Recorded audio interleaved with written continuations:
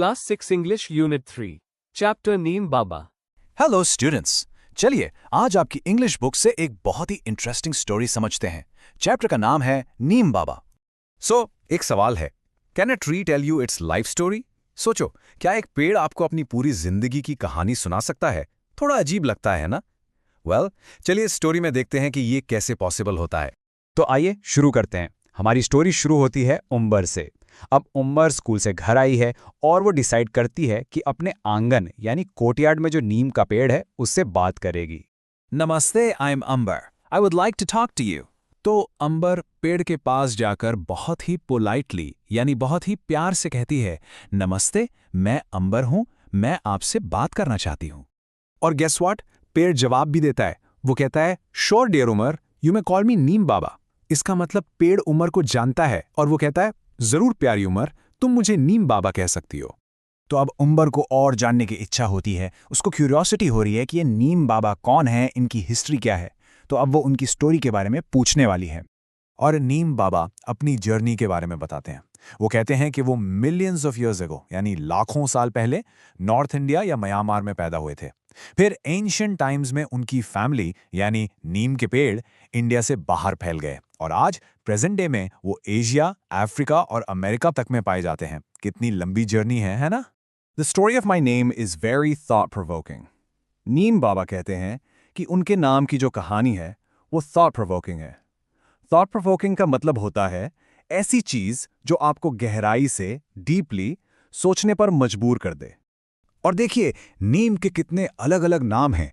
संस्कृत में इसका नाम है अरिष्टा, जिसका मतलब है बीमारियों को ठीक करने वाला। ईरानियंस और हिंदी में हम इसे नीम कहते हैं। लिम्बा, निम्बो, निम्बे जैसे और भी नाम हैं। और जानते हैं साइंटिस्ट इसे क्या कहते हैं? नेचर्स गिफ्ट टू मैन, यानी इंसान के लिए प्रकृति का एक अनमोल तोहफा। और कुछ लोग तो इसे मैजिक ट्री यानी जादुई पेड़ भी कहते हैं।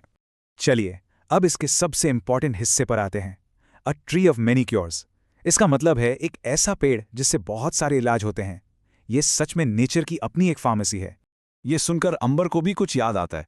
वो कहती है, When my brother had measles, the doctor told us to put neem leaves on his bed. इसका मतलब है जब उसके भाई को मीजल्स हुआ था तब डॉक्टर ने कहा था कि उसके बेड पर नीम की पत्तियां रख दो।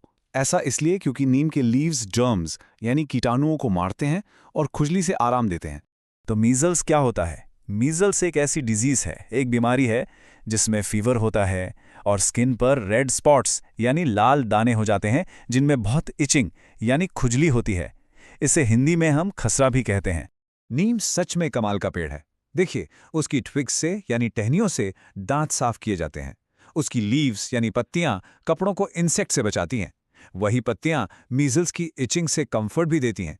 यहां तक कि लीव्स, बार्क, फ्रूट्स और रूट्स सब कुछ मेडिसिन्स बनाने में यूज होता है। और उसके फ्लावर्स से काजल बनता है जो आंखों की इचिंग के लिए बहुत अच्छा होता है।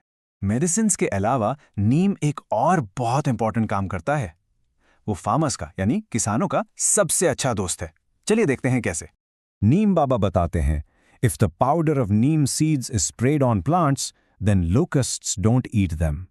इसका सीधा मतलब है कि अगर नीम के बीजों का पाउडर पौधों पर स्प्रे कर दिया जाए तो लोकस्ट्स नाम के कीड़े उन्हें नहीं खाते।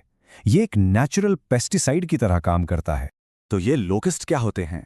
लोकस्ट्स फ्लाइंग इंसेक्ट्स हैं जो बहुत बड़े बड़े ग्रुप्स में ट्रैवल करते हैं और पूरी की पूरी क्रॉप्स यानी फसल को डैमेज कर देते हैं, बर्बाद कर देते हैं। हिंदी में इन्हें टिड्डी दल भी कहते हैं। तो चलिए एक बार आराम से समझें कि नीम फार्मर्स की मदद कैसे करता है।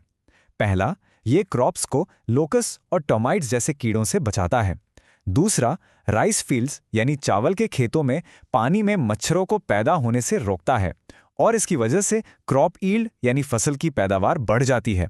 और चौथा, ये फसलों को टर्माइट्स यानी दीमक से भी बचाता है। और ये जो मेथड है ये बहुत ही कॉस्ट इफेक्टिव है। कॉस्ट इफेक्टिव का मतलब क्या होता है? इसका मतलब है कम खर्चे में अच्छा रिजल्ट मिलना। तो नीम का इस्तेमाल मच्छरों को रोकने का एक सस्ता और असरदार तरीका है। ऑलराइट, अब जब हमने चैप्टर समझ लिया है तो थोड़ी एग्जाम की तैयारी करते हैं।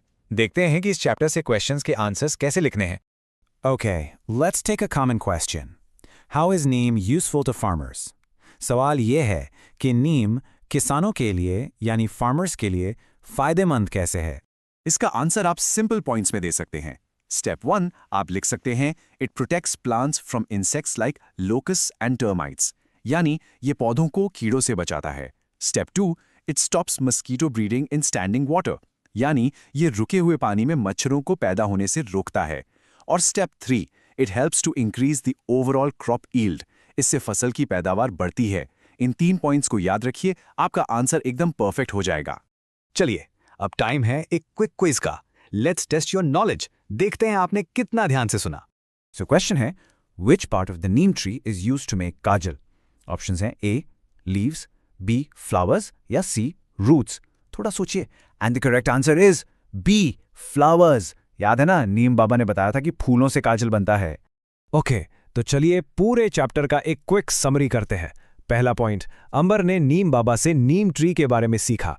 दूसरा, नीम एक बहुत ही एंशंट यानी पुराना पेड़ है जो पूरी दुनिया में मिलता है। तीसरा, इसके बहुत सारे नाम हैं और इसे नेचर्स गिफ्ट भी कहा जाता है। चौथा, इसके पावरफुल मेडिसिनल यूजेस हैं। और पांचवा, ये फार्मर्स का बेस्ट फ्रेंड है क्योंकि ये क्रॉप्स को प्रोटेक्ट करता है। तो आई एम श्योर कि अब आपको ये चैप्टर बिल्कुल आसानी से समझ आ गया होगा। अब आप इसके आंसर्स एग्जाम में पूरे कॉन्फिडेंस के साथ लिख सकते हैं। Excellent work.